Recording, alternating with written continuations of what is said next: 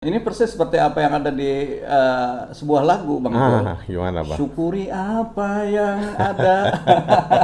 Kalau kita lihat tentang Mandalika, Mandalika is a global brand. Sekarang itu Iya, jadi nama yang mendunia. iya, iya, iya. Eh, kita sebagai gubernur itu harus punya daya tahan sebenarnya, kesabaran untuk tidak ingin mencari panggung sendiri. Luar biasa. Ketika semua pembalap itu mengupload kegiatan mereka di Lombok, Iya, iya, eksotisme disebar ke seluruh dunia, iya, Mandalika, Lombok, Indonesia. Nah, ketika pemerintah membeli iya. produk-produk itu, blessing in disguise, justru pandemi ini menghadirkan keberkahan buat mereka. Iya. Sekarang ada 5.000 UKM baru yang muncul dengan Masya GPS Allah. Gemilang itu.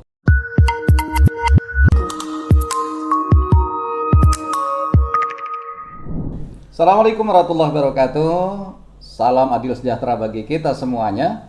Apa kabar sahabat asyik sekalian? Mudah-mudahan senantiasa dalam keadaan sehat walafiat. Amin ya rabbal alamin. Hari ini alhamdulillah kita kedatangan tamu istimewa, masih muda, energik, tapi memiliki prestasi yang luar biasa dan berlimpah nih ya. Baik saat beliau menjadi pelajar, mahasiswa, maupun setelah hari ini memimpin salah satu provinsi ya.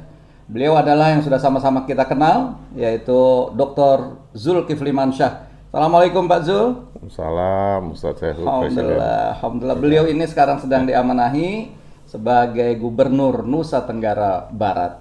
Dan luar biasa talenta Pak Zul ini ya, sangat cukup langka ini ya. Beliau politisi sekaligus tadi memiliki prestasi akademiknya yang mumpuni dan insya Allah soleh ya.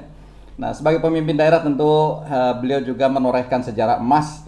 Apalagi kita melihat nih sekarang nih orang banyak melihat pada Mandalika Pak Gub ya. Karena tadi kemarin sudah muncul di Superbike ya. Kemudian pramusim juga muncul. Ini luar biasa. Oleh karena itu mudah-mudahan dalam podcast kesempatan hari ini kita ingin mengelaborasi lebih jauh apa tentang kehidupan beliau dan sukses-sukses yang telah beliau lakukan sehingga menjadi inspirasi bagi kita semuanya. Nah, kita langsung saja saya awali dengan satu pantun. Indah sinar rembulan malam Cakep, menerangi bumi dan seisinya. Tanpa cakep. banyak berpanjang kalam, yuk kita mulai podcastnya. Bismillahirrahmanirrahim. Bismillahirrahmanirrahim. Bang Zul, saya ambil panggilnya Abang aja ya. Ya, karena banyak beliau dikenal sebagai Abang walaupun Gub tapi sangat merakyat gitu. Bang Zul, semoga sehat selalu nih. Sehat, Alhamdulillah. Ya, selamat datang nih di apa namanya podcast ini yang ingin memberikan inspirasi-inspirasi. Nah, dari wajahnya aja Bang Zul nih begitu cerah insya Allah nih. Kita apa rahasia bahagia bagi Bang Zul ini? Ya kalau menurut saya ya, mensyukuri apa yang ada itu Masya bikin Allah. kita bahagia lah. Apalagi ketemu seperti Ustaz Sehu kan yang selalu Luar tersenyum, biasa. adem. Iya, Ya apalagi yang dicari. iya, Tapi saya kira pernah di satu kesempatan ya Ustaz Sehu ya, iya, itu Ketua Majelis Syuro PKS ya, iya, Ustadz Salim pernah iya. ngasih satu ilustrasi Oh ketika gitu. ada seorang raja gitu kan Iya, bertanya pada orang yang bijaksana di tempat beliau memerintah, iya, ada nggak satu ekspresi atau ungkapan yang pendek yang membuat dia bisa bahagia? iya.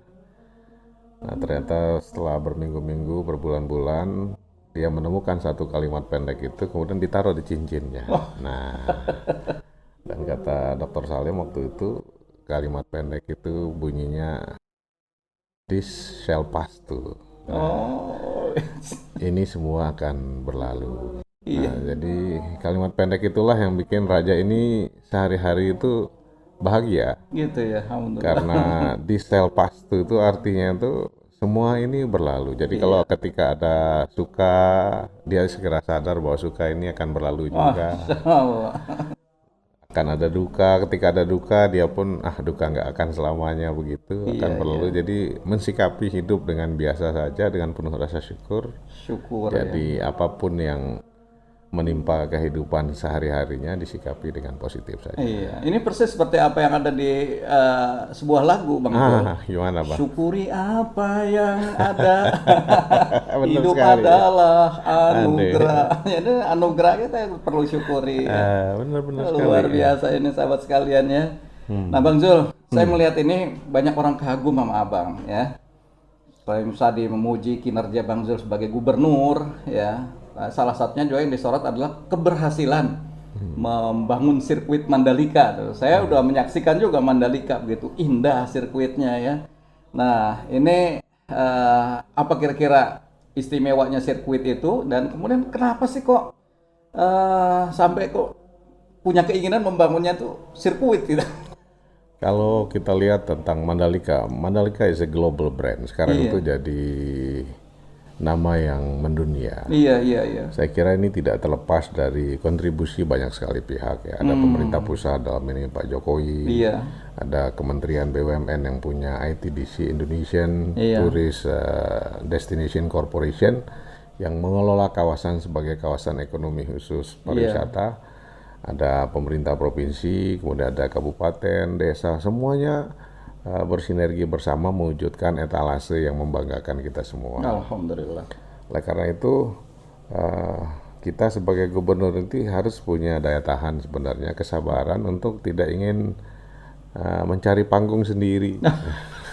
Luar biasa. Kolaborasi ya, nah, suksesnya sukses bersama. Nah, memang godaan kalau kita tidak cukup kuat ya untuk tampil gitu, seakan-akan ini ingin menepuk dada sebagai prestasi pribadi. Iya. Padahal sebenarnya ini banyak sekali orang yang punya ide, sehingga airlines, pengelola bandara, pengelola rumah makan, hotel yang nyaman, international event organizer dan lain sebagainya, itu semuanya berkontribusi sehingga Mandalika menjelma menjadi one of the most beautiful circuit in the world. Masya Allah. Dan dampaknya pasti akan dirasakan oleh masyarakat NTB ya. Dan terus terang menurut kami ya, ini juga harus diakui. Pak Jokowi itu punya keberanian untuk mengambil jalan yang tidak biasa. Jadi menempatkan misalnya satu kali event World Superbike itu kan kita harus bayar hosting fee-nya itu hampir 50 miliar. Iya. Kalau MotoGP itu hampir 200 miliar. Ini kan besar sekali. Iya. Tapi kalau kita maknai dalam hal yang lain, misalnya sebagai country branding, Indonesia itu kalau mempromosikan dirinya secara konvensional, biayanya jauh lebih besar dibanding itu. Tapi media value dengan international event seperti MotoGP, World Superbike dan lain sebagainya itu, country branding kita dikenal dunia itu melebihi 200 miliar harganya itu. Langsung orang melihat ke kita Ketika semua pembalap itu mengupload kegiatan mereka di Lombok, eksotisme disebar ke seluruh dunia, Mandalika, Lombok, Indonesia, Pak Jokowi menjadi global brand di mana-mana. Dan menurut saya ini kan intrinsic value-nya luar biasa. Iya. Jadi kembali ke pertanyaan itu, ya kami sangat bangga ya atas nama pemerintah daerah dan masyarakat Nusa Tenggara Barat, tentu berterima kasih pada DPR, pada pemerintah pusat, Pak Jokowi, para menteri yang begitu besar kontribusinya membangun Nusa Tenggara Barat, khususnya Mandalika. Iya, jadi dari sebuah tempat yang nggak pernah diduga-duga ya, tiba-tiba muncul terkenal di mancanegara. Ini ada pantun saya bikin, Pak. Silakan. Ya, saya udah ungkapkan dulu waktu sama 4 sekawan. Mandalika terkenal di mancanegara, tempat berlomba para bintang. Ya, bahagia menjadi warga Bumi Gora. Mari wujudkan NTB Gemilang. Tentu bersama Pak Gubernur Zulkifli Mansyah ya. Jadi kalau menyambung tadi, NTB Gemilang itu satu spirit sebenarnya gitu ya. yang disampaikan oleh ulama besar yang jadi pahlawan nasional di Nusa Tenggara Barat ya. Jadi NTB Gemilang itu adalah bahasa Indonesia dari baldatun thayyibatun wa rabbun ghafur itu. Baru tahu saya. Jadi NTB Gemilang itu adalah baldatun thayyibatun wa rabbun ghafur. Nah, itulah sebenarnya NTB Gemilang. Iya, Pak Gub, di balik kisah sukses membangun Mandalika pasti mungkin dihadapi juga kendala-kendala ya. Nah, ini tentu kita samalah berbagai ide-ide besar, gagasan-gagasan besar ketika akan diimplementasikan tentu ada juga rintangan-rintangan. Nah, ini barangkali untuk menjadi pelajaran bagi kita dan menjadi inspirasi, apa sih tips-tips Pak Gub sehingga bisa mengatasi rintangan, atau rintangan apa nih yang kira-kira terberat saat membangun itu? Kalau kita lihat pembebasan lahan ya, selalu Pembebasan ini bukan lahan. hanya case khusus Mandalika, di mana-mana di seluruh Indonesia itu selalu yang bikin pening para investor itu ya pembebasan lahan. Pembebasan lahan. Tapi tergantung, kalau pimpinan daerahnya itu punya daya tahan untuk bersih gitu, Iya. punya integritas, maka dia akan punya wibawa untuk berinteraksi dengan segala macam kalangan. Dia akan punya wibawa berinteraksi dengan kepolisian, kejaksaan, pengadilan, dan lain sebagainya. Jadi kerendahan hati untuk berkorban, berkontribusi, menjaga integritas itu adalah modal utama. Iya, iya. Karena kita tidak mungkin ingin merengkuh lebih banyak hati, lebih banyak kalangan kalau kita tidak sendiri tidak menjaga integritas. Iya. Dan ketika kita bersinergi Pak Danrem, Pangdam, Kajati, kemudian Kapolda, kadang-kadang kita sering berkunjung itu menggunakan satu mobil bersama. Masya Allah. Jadi sering bersama itu penting. Iya, iya. Karena dengan kita sering bersama, dengan anak buah kan melihat nih kalau pimpinan kita bersama, mereka saling mengenal, saling memahami, saling membantu. Jadi kadang-kadang tuh biasa, tiba-tiba nggak ada protokoler, saya datang ke rumah Kapolda, dan rem saya datang ke rumah saya lewat tengah malam, itu seperti saudara. Seperti keluarga, saudara. Nah, jadi keluarga itu penting, dengan DPR juga begitu, karena pengalaman kita sebelumnya pernah di parlemen gitu, itu memberikan kita banyak bekal Iya. untuk how to deal with local parliaments, kemudian media, kemudian stakeholders, dan lain sebagainya.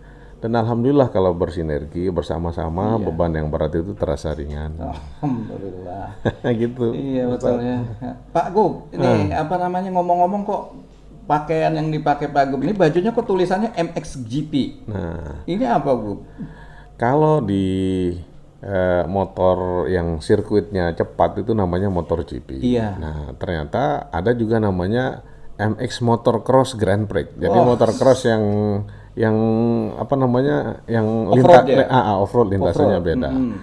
Nah, ini penontonnya tidak lebih kecil dibandingkan MotoGP. Iya. Nah, dan eventnya juga skala internasional. Dan kita di NTB ini kebetulan nanti, kan di NTB itu ada dua, Ustaz. Iya. Ada Lombok yang sudah kita melihat dengan World Superbike, dengan MotoGP, dengan Asia Talent Cup itu eksternalitas positifnya banyak sekali. Iya. Jadi bandara runway-nya diperpanjang, pelabuhan kami diperbaiki, listrik nggak padam, kemudian telkomnya jadi kelas 1 gitu. Infrastrukturnya dari pemerintah pusat itu luar biasa.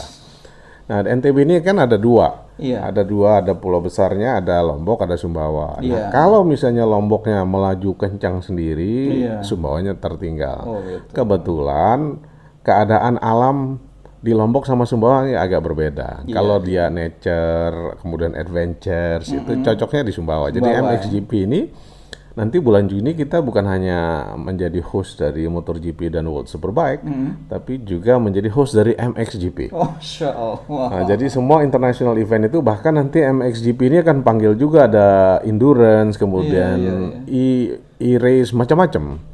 Nah, mudah-mudahan, karena menurut yang kami pelajari, learning by doing juga dengan berinteraksi dengan promotor, kemudian event organizer, mereka itu akan memanggil teman-teman berikutnya. Betul. Nah, oleh karena itu kalau event ini bisa setiap bulan, setiap 2 bulan sekali, maka tanpa sengaja nanti visitors atau pengunjung itu dengan sendirinya datang pada kita. Nah, ini juga satu tips buat kepala daerah yang lain, bahwa dalam era pandemi atau dunia baru ini, menciptakan event yang berkelanjutan itu adalah strategi secara langsung dan tidak langsung untuk mendatangkan investasi dan pengunjung ke daerah kita. Iya, dan itu udah dirasakan ya. Oh, sangat. Jadi kalau misalnya, kan nggak mungkin, misalnya sekarang Sumbawa mau jadi host dari MXGP. Nah, kalau menjadi host MXGP itu kan persyaratan pertama, misalnya rumah sakit harus kelas 1, kelas A. Iya. Berarti mau nggak mau Pemda harus memperbaiki rumah sakitnya. Iya. Bandara harus bisa didarati oleh pesawat berbadan besar, berarti overlay dari bandara pun harus diperbaiki. Nah, pelabuhan untuk logistik dan lain sebagainya, listrik nggak boleh mati. Nah, secara tidak langsung hadirnya satu big event atau international event itu mengakselerasi perubahan atau memaksa pemerintah daerah untuk melakukan perubahan. Dan ada justifikasi juga buat pemerintah provinsi, pusat untuk membantu daerah Iya, tersebut. luar biasa. Tapi ngomong-ngomong waktu kemarin uji coba pramusim MotoGP ya, ya katanya saya dengar ada keluhan-keluhan dari para pembalap masih ada lintasan yang perlu diperbaiki. Itu diperbaiki Pak Agung. Jadi kemarin itu ketika pre-season atau pramusim itu kan Iya. waktu World Superbike itu tidak ada keluhan karena waktu itu hujan. Iya, Nah, ketika kemarin itu tidak hujan itu rupanya ada debu. Memang sirkuit baru tuh penyakitnya selalu ada debu karena nggak pernah dipakai. Nah, oleh karena itu ada lintasan yang perlu diaspal ulang. Nah, jadi kita keruk kembali, nanti kita aspal lagi. Tapi kan pengaspalan ini nggak butuh waktu lama, Nggak lama semalam ya. dua Masih malam. mengejar ya. Maksimal tanggal 10 selesai. Iya, iya, iya. Nah, oleh karena itu saya kira feedback yang konstruktif dari pre-season itu bagus, dan dengan travel bubble juga kemarin tidak ada case yang baru tentang Omicron dan lain sebagainya, menunjukkan bahwa penanganan COVID di Nusa Tenggara Barat berjalan baik, dan mudah-mudahan we are more than ready to welcome World Superbike dan MotoGP. Saya dengar hotel-hotel udah mulai penuh katanya. Memang hotel, kemudian tiket dan lain sebagainya itu sangat penuh ya. Tapi ini kadang-kadang kan dunianya baru, kadang-kadang ada pemain lewat dunia maya membooking hotel-hotel itu, kemudian mereka berbisnis menjualnya kembali. Nah, ini kita atur dengan pergub. Iya. Mudah-mudahan jangan aji mumpung juga, mentang-mentang ada international event harga Melonjak, hotel ya. bisa 5-10 kali lipat. Nah, ini akan membuat pengunjung akan kapok datang ke daerah kita. Iya. Pak Gub, dalam catatan saya nih Pak Gub juga punya program misalnya namanya GPS Gemilang ya, jaring pengaman sosial. Nah, ini program untuk produk UMKM dan gimana itu persisnya Pak Gub? Jadi saya kira perlu juga buat pimpinan negara, pimpinan daerah itu punya konsep yang diinternalisasi dan dijiwai, yang kita ingin buktikan pada publik bahwa apa yang ada dalam pikiran kita bisa kita ekspresikan dalam kenyataan. Nah, dulu memang kalau Pak Presiden ya, Pak Ustadz Syekhu ingat itu kan Pak Jokowi itu sempat memberikan bantuan tunai kepada masyarakat untuk meringankan mereka menghadapi COVID ini. Ya. Nah, NTB itu mengambil jalan yang tidak biasa. Jadi setelah kami amati, kalau kita kasih bantuan tunai memang tidak ribut, tapi mayoritas bantuan tunai itu untuk beli pulsa. Nah, sedangkan tepat sasaran. Nah, kita ingin bantuan itu bukan hanya mau mudahnya saja, tapi harus menghadirkan impact positif dalam ekonomi. Karena tantangan kita di era pandemi ini, bagaimana mengendalikan virus di satu sisi, di pihak yang lain ekonomi tidak boleh mati suri, apalagi mati beneran gitu. Nah, jadi jaring pengaman sosial atau social safety net ini kami tidak berikan dalam bentuk tunai.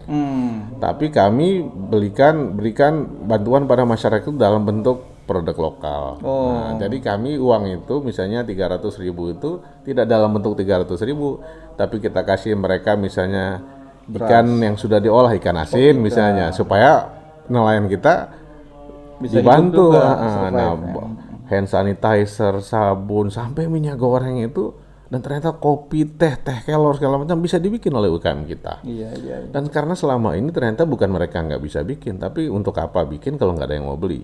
Nah, ketika pemerintah membeli produk-produk itu, blessing in disguise, justru pandemi ini menghadirkan keberkahan buat mereka.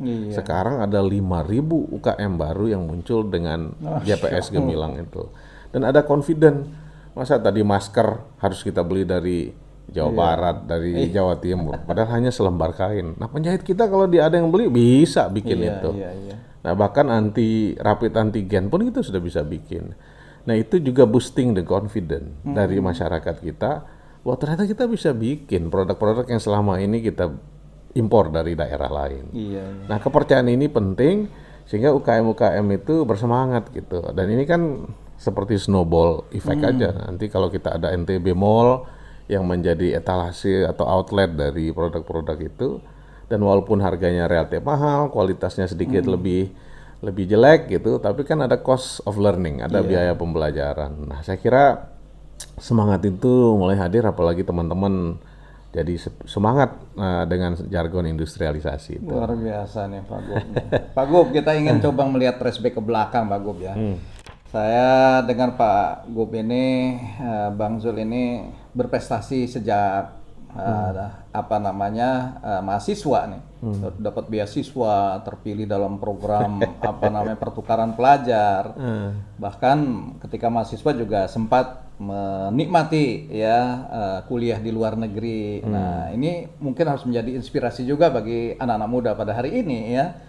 Karena itu Pak Gub, bisa dipaparkan mungkin rahasia-rahasia apa tuh bisa mencapai sukses seperti itu? Memang dulu ada satu kalimat pendek yang membekas betul di benak saya itu, bahwa satu kesuksesan kalau bisa kita raih, dia akan memanggil kesuksesan berikutnya. Mengundang kesuksesan. Jadi yang pertama itu yang penting sebenarnya. Perjalanan panjang itu selalu dimulai dengan langkah pertama. Nah, jadi mungkin momentum yang paling pas mungkin kalau bisa saya flashback ke belakang itu ketika saya mendapat beasiswa dari pemerintah mewakili Nusa Tenggara Barat dalam pertukaran pelajar ke Australia. Australia waktu itu ya. Nah, dengan kita dapat pertukaran pelajar tentu bahasa Inggris kita jadi lebih bagus. Nah, bahasa Inggris lebih bagus, kemudian berkenalan dengan keragaman. Jadi kita nggak minder terhadap orang asing. Nah, ketika kita nggak minder, ternyata orang walaupun kulitnya putih, matanya biru, ternyata belum tentu lebih pintar dari kita. Kemudian dari Australia itu saya masuk Fakultas Ekonomi di UI. Nah, UI ini replika Indonesia juga. Kita berinteraksi dengan keragaman macam suku, agama, latar belakang. Di UI kita bisa kenalan sama artis-artis cantik yang kita lihat di TV. Tapi di UI juga kita berkenalan dengan orang yang untuk menyambung kuliahnya jadi orang yang mengepel masjid, orang berjualan di pasar. Jadi UI adalah replika dari negeri kita. Nah, itu membentuk cara kita berpikir. Dan di UI juga ya sebenarnya siapa yang mau dan punya extra effort, usaha yang lebih bagus, banyak sekali peluang. Kira-kira gitu, apalagi saya sempat juga jadi pimpinan mahasiswa dari fakultas yang beragam. Oh gitu.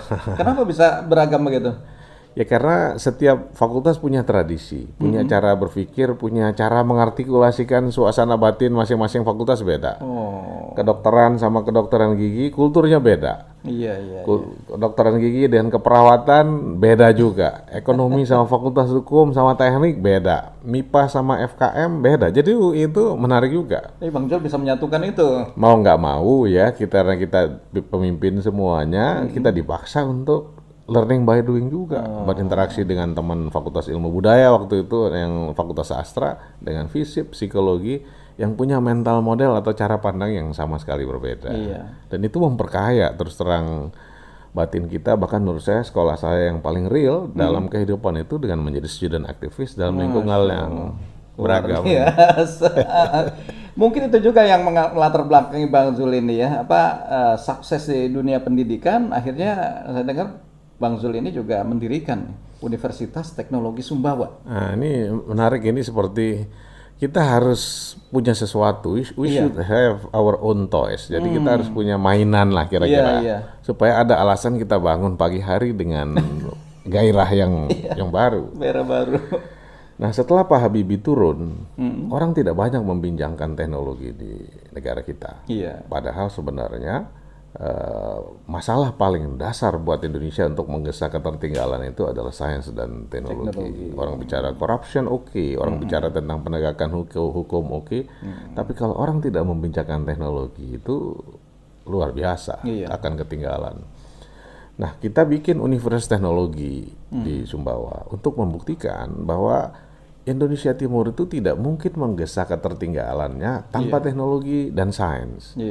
Jadi kalau teknologi dan sains itu hanya ada di Bandung, hanya ada di Jakarta, di Pulau Jawa, maka selamanya Indonesia Timur itu akan tertinggal.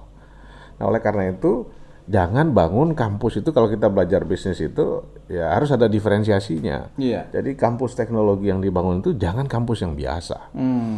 Jadi kalau kata orang Cina itu, Ustadz, gunung itu tidak harus tinggi, yang penting ada dewanya. Nah, jadi kan Gunung Kawi itu nggak tinggi, tapi karena dipersepsikan ada dewanya, banyak yang datang. Jadi sungai itu nggak harus dalam, yang penting ada naganya. Jadi kita bikin jurusan atau program studi yang ada dewanya. Jadi karena saya pernah lama di luar negeri, saya cari itu dewa-dewa yang ada di luar negeri itu untuk mau pulang ke Indonesia. menjadi head of department, dean of the school gitu, bahkan rektor universitasnya. Dan mau tuh. Dan mau karena mereka saya tanya di luar negeri itu gaji Anda berapa? Rata-rata 40 juta. 40 juta setahun 2 tahun di luar negeri oke lah. Tapi 5 tahun, 10 tahun ada kerinduan ingin mencicipi rendang di Indonesia. Nah, kalau terus saya katakan kalau Anda ingin dikasih 40 juta jadi di Indonesia apa mau pulang? Mau. Dan ternyata mereka pulang, bahkan coba Ustaz Sehu waktu tahun kedua saja Universitas Teknologi Sumbawa ini sudah memenangkan International Biotech Competition di MIT. Masya Allah. Jadi bukan hanya di Indonesia, di MIT karena dewanya ada. Dewanya ada. Nah, karena dewanya ada. Nah, terus yang menarik, kenapa UI bagus? Kenapa IPB bagus? Kenapa ITB bagus, UGM bagus? Karena ada diversity, ada keragaman. Dia menjadi tampungan buat keseluruhan talenta terbaik Indonesia hadir di situ. Nah, oleh karena itu kalau UTS ini mau bagus, dia nggak boleh diisi oleh orang lokal. Iya. Makanya kami menyeleksi mahasiswanya ini dari seluruh Indonesia. Nah, dari Aceh sampai Papuanya Banyak ada. yang minat ya? Nah, karena semua ongkos pesawatnya kami cari uangnya, kemudian tuition fee-nya kita waive, kita gratiskan, living allowance kita kasih, semuanya kita kasih. Jadi seluruh talenta terbaik ini dari Indonesia Barat ini ke Sumbawa. Nah, kenapa menurut saya itu? Karena saya kan 3 periode jadi anggota DPR, sering berkunjung ke daerah-daerah. Dengan sistem politik seperti sekarang, sangat mungkin ada orang itu SD-nya itu TKIT-nya itu di Bekasi, SD-nya juga di Bekasi, SMP di Bekasi, SMA di Bekasi, kuliah di Bekasi, besanan juga di Bekasi. Kemudian dapilnya di Bekasi terus jadi anggota DPR. Jadi selama ini lingkup pergaulannya tuh hanya Bekasi saja. Iya, betul. Dan you expect them talking tentang diversity, tentang Indonesia. It doesn't make sense. Nah, oleh karena itu anak Indonesia ini harus dibawa berkeliling bahwa Indonesia ini besar. NKRI ini luas sekali. Nah, ketika anak-anak itu datang, karena saya lepas biasanya dari rumah saya di BSD. Berbus-bus itu dari Pulau Gadung jalan ke Sumbawa itu hampir semua Pulau Jawa itu mereka lalui. Mereka tahu ada Purbalingga, Dari kota ke kota. Dari kota ke kota. Mereka nyebrang ke Bali, mereka nyebrang ke Lombok, ke Sumbawa. Nah, ini kan anak-anak ini karena waktu saya seleksi itu kadang-kadang sangat pribadi. Saya tidak penting pintarnya, tapi ada wakil dari semua kota nggak di Indonesia. Iya. Nah, dan ketika mereka sudah punya teman kemana-mana, itu jadi pulang kampungnya tuh tidak merasa asing dengan Indonesia. Nah, bahkan ketika keindahan alam NTB, Lombok, Sumbawa diupload ke sosial media, orang tuanya jadi penasaran kenapa anak saya betah di sana. Akhirnya orang tuanya ingin mengunjungi juga. Dan ketika orang tuanya naik bus 2 hari 3 hari, mereka juga mengalami perjalanan spiritual melihat bangsa Indonesia. Once they are coming back dari Sumbawa, dari UTS itu, mereka menjadi orang Indonesia yang berbeda. Jadi menurut saya, Indonesia ke depan, itu sekolah-sekolah terbaik itu tidak boleh hanya ada di Barat. Jadi kita ingin stand itu nggak ada lagi di Jakarta atau itu pindahkan sana ke Sulawesi Tengah. Nah, sekolah seperti sekaliber sekolah tinggi ilmu statistik atau sekolah yang punya negara itu taruh dia di Maluku, di Maluku Utara, supaya the best talents dari Aceh, dari Sumatera Barat, Sumatera Selatan tahu Indonesia itu seperti apa. Betul. Karena kalau enggak, saya waktu jadi pimpinan Komisi 11 Ustaz Sehu pernah berkunjung dari Bali sampai Irian Jaya itu tidak ada satupun pegawai bea cukai itu yang berasal dari Indonesia Timur. Isinya semua orang Jawa. Iya. Nah, jadi tidak mengherankan kalau ada social tension. Nah, kenapa? Karena orang Irian, orang Maluku Utara, orang NTT mau masuk stand kalau based only on nilai-nilai akademik nggak masuk dia. Berat. Nah, jadi perlu ada afirmasi. Nah, ke depan saya kira pemimpin-pemimpin ini perlu juga dibuka matanya bahwa Indonesia ini bukan hanya Jakarta. Indonesia bukan hanya Jawa Barat, Jawa Tengah. Indonesia ini banyak Maluku Utara, Sulawesi Tenggara, Kendari, dan lain sebagainya. Nah, itu kira-kira message-nya Ustadz. Betul, iya itu indah sekali itu. Jadi orang kemudian bertanya, uangnya dari mana? Nah, kok kalau dikasih beasiswa ini itu sebenarnya kan gampang aja. Misalnya dulu saya di anggota DPR tuh di satu komisi itu kan setiap anggota DPR ada jatah beasiswa bidik misi 200 per anggota. Memang nggak kecil, tapi buat orang yang kemampuan ekonominya lemah, beasiswa itu sangat membantu. berarti. Ya, betul. Nah kalau saya 200, kemudian kan ada teman-teman komisi kita juga itu kan kadang-kadang kalau di Jakarta di mana-mana nggak terlampau care yang gitu-gitu. Jatahnya dialokasikan. Ambil lah buat Ah. pembawa ya. Dan memang mereka kita ambil misalnya anggota DPR dari Jakarta, kita pilih mahasiswa dari Jakarta. Iya.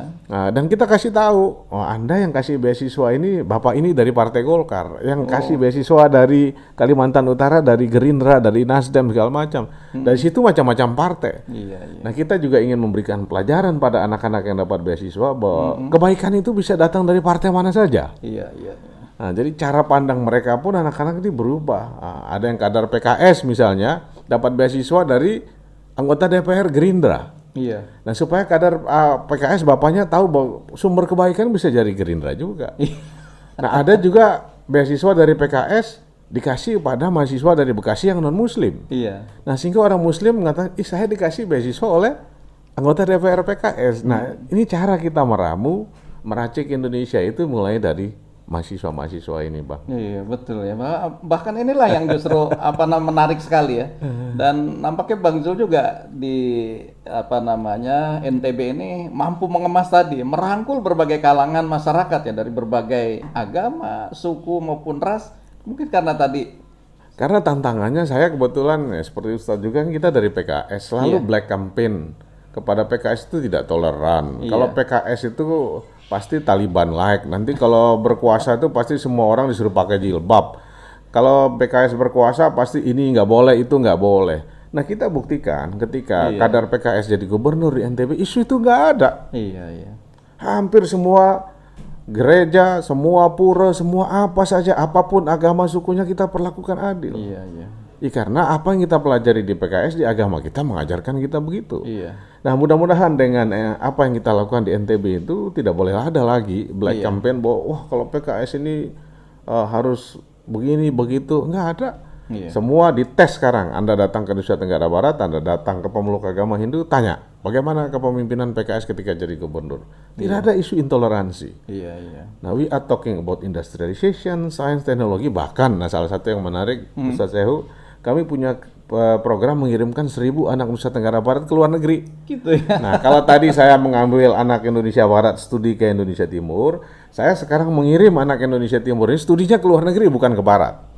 Nah, kenapa? Ke berbagai negara itu? Atau saya pilih ke negara-negara yang murah, karena ternyata di Eropa Timur ini kan murah-murah sebenarnya untuk belajar engineering. Iya. Nah, kenapa? Karena kesalahan pemerintah selama ini, orang Irian, orang Papua, orang Maluku, orang NTT, orang NTB itu dikirim ke Bandung, dikirim ke Jakarta, ke Jogja, ke Malang. Tapi mereka yang di sana itu akhirnya berkelompok sesama mereka saja. Jadi eksklusif. Iya. Justru bukan rasa Indonesia yang muncul, tapi kebencian pada pemerintah pusat dan kedaerahannya makin tinggi.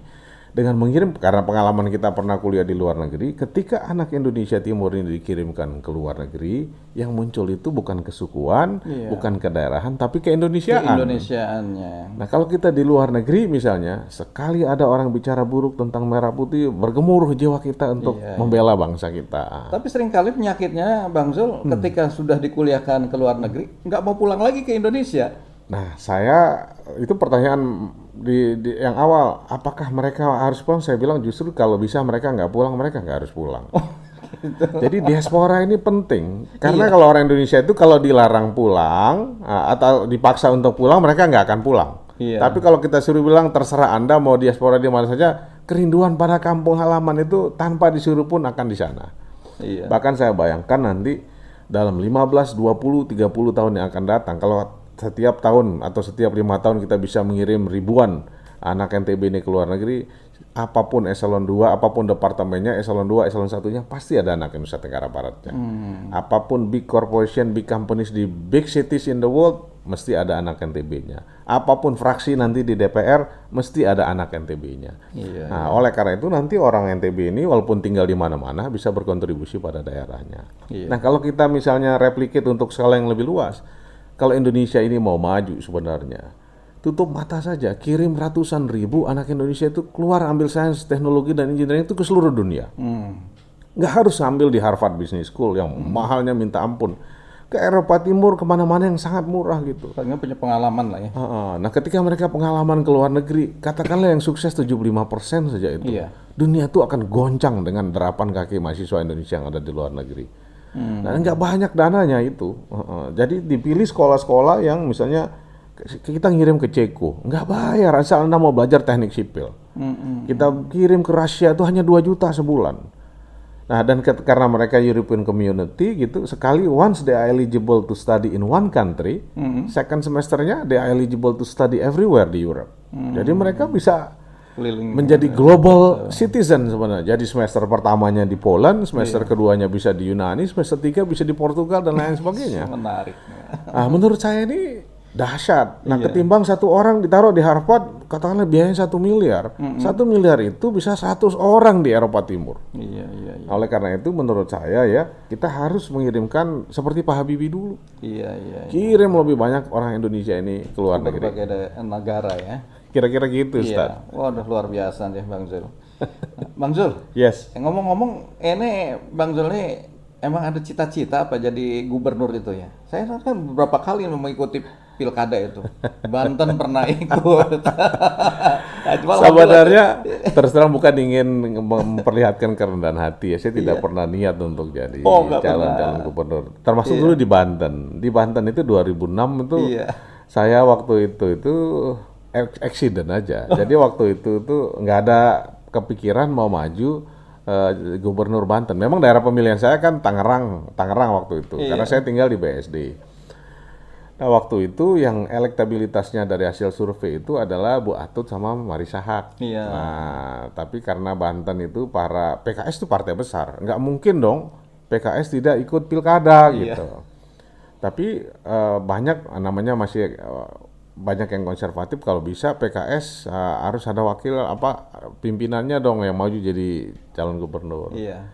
Nah, waktu itu Marisa Haque nggak mau sama Bu Atut, mereka maunya jadi nomor 1, PKS nggak boleh nomor 2. Nah, akhirnya Marisa tercetus, saya mau jadi nomor 2, yang penting Dr. Zul jadi calon gubernurnya. Nah, saya dipanggil lah pimpinan partai waktu itu sama Ustadz Hilmi almarhum, sama pimpinan partai Ustadz Hidayat dan lain sebagainya. Saya harus, ya karena waktu itu kan kita maju-maju aja sama dengan kampanye di Dapil karena nggak harus mundur dari anggota DPR. Iya, betul. Dan memang dahsyat sekali, makanya PKS itu luar biasa, mesinnya bergerak dalam waktu 3 bulan, kita hampir menang. Bahkan banyak yang mengatakan sebenarnya menang gitu.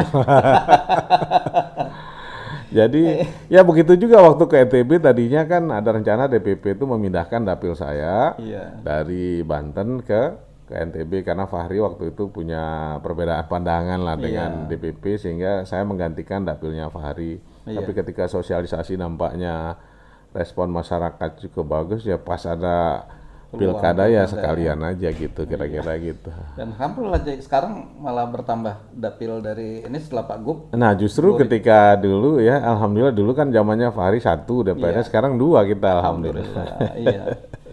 Pak Gub, ngomong-ngomong, di tengah kesibukan Pak Gub sebagai gubernur, melayani masyarakat, juga banyak mengunjungi juga event-event yang diadakan. Ini ngatur pada keluarga gimana caranya nih di tengah kesibukannya sedemikian padat itu? Ya, memang membantu masyarakat itu menghadirkan energi sendiri ya. Iya. Akhirnya memang banyak waktu kita istirahat di pesawat, di mobil, di mana, tapi ketika apa yang kita inginkan itu masyarakat menyambut baik, itu kelelahan, kepenatan itu jadi hilang. Dan saya kira apa yang kami lakukan di NTB dibandingkan Ustadz yang jadi presiden kita di seluruh Indonesia juga mengalami hal yang sama. Tapi oleh karena itu kalau ya kepenatan itu dianggap sebagai olah jiwa olahraga, jadi santai-santai aja. Itu ya.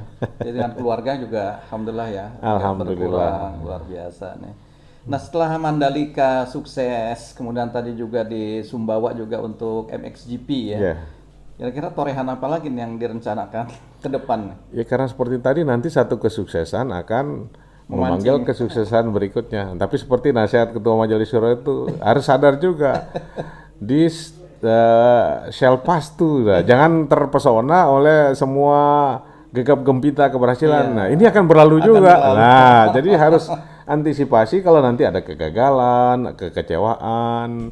Oleh karena itu, Ya macam-macam, dan sekarang sudah banyak yang ingin membuat international event di Lombok. Cuman nasihat ketua majelis syuro itu penting, bahwa ini semua harus Anda ingat-ingat, semua akan berlalu. Jangan terpesona, terpedaya oleh pujian, tepuk tangan, Iya. karena setiap suka pasti ada dukanya, kegembiraan pasti ada kegagalan, Iya. kesuksesan akan ada kekecewaan, dan kita harus mengantisipasi, mengatur suasana batin nih kira-kira Ustaz. Iya, alhamdulillah. Terakhir nih, Pak Gub, Bang Zul ya.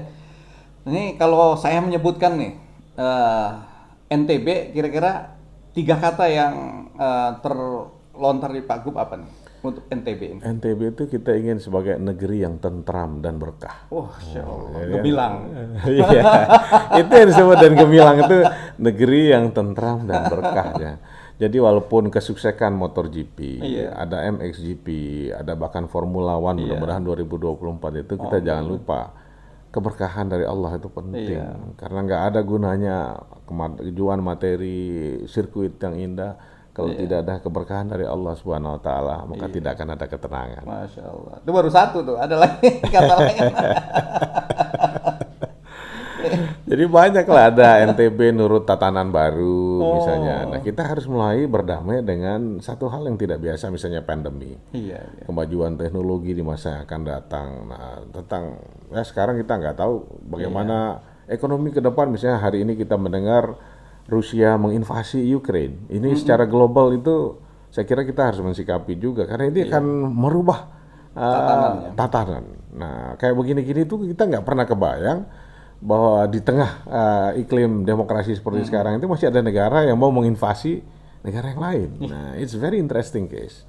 Jadi nurut tatanan baru itu kita harus up to date juga dengan sains, teknologi, dan perkembangan global.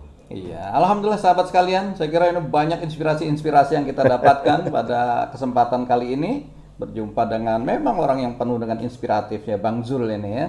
Tuntas sudah podcast kita pada kesempatan hari ini, dan begitu banyak insya Allah pencerahan-pencerahan yang kita dapatkan dari Bang Zul. Dari sosok seperti Bang Zul inilah insya Allah kita memiliki optimisme ya, yang akan ke depan Indonesia ini lebih gemilang ya, berkeadilan dan sejahtera insya Allah. Amin. Dan terima kasih semua atas sudah mau menyimak acara ini hingga selesai, dan terima kasih juga kepada Pak Gub ya, sehingga mudah-mudahan acara ini sekali lagi, ini acara walaupun santai, insya Allah asyik dan inspirasi ya. Dan terakhir saya ingin sampaikan ini ke kota di Jawa nih, Bang Zul ya. Ini pantun untuk Bang Zul nih. Jalan-jalan ke kota Bantul, ya, mampir ke Jogja beli bakpia. Masya Allah. Sukses selalu buat Bang Zul ya, memimpin NTB, memimpin Indonesia. Amin. Insya Allah. Demikian sahabat sekalian, kurang lebih saya mohon maaf. Assalamualaikum warahmatullahi wabarakatuh. Assalamualaikum warahmatullahi wabarakatuh.